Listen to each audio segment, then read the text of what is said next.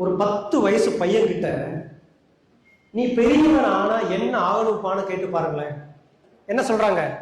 Police ஆகணும், teacher ஆகணும், Benz car வாங்கணும், BMW கார் வாங்கணும், 10 மாடி வீடு கட்டணும்னு சொல்றாங்க குழந்தைங்க. சொல்றாங்களா இல்லையா?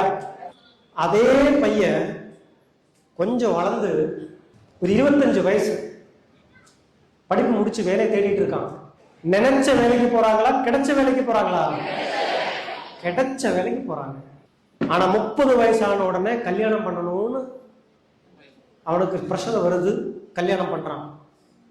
35 வயசுல 2 குழந்தையும் வந்துருது. இப்ப ஆபீஸ்ல வேலைக்கு போறான். எந்த பையன்? அன்னைக்கு 8 வயசு பையன் 35 வயசுல ஆபீஸுக்கு போகும்போது இப்ப அவனை தடுத்து கேளுங்க, தம்பி உன் கனவு என்னப்பா? தம்பியா டென்ஷன் ஆகி வேலைக்கு போயிட்டு இருக்க, கனவை பத்தி பேசுங்க. எப்படியாவது வாழ்ந்தா போதுங்கிற நிலைமைக்கு தள்ளப்படுறாங்க.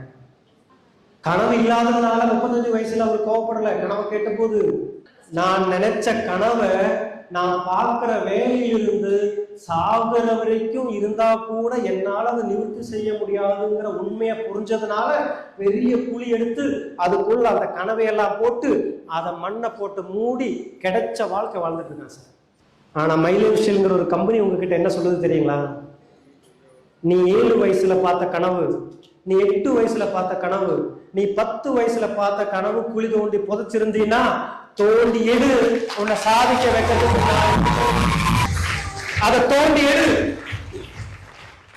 உன்னை அந்த கனவு அடைய வைக்கிறதுக்கு நாங்க இருக்கோம்னு சொல்றோம் மைலேஷ்.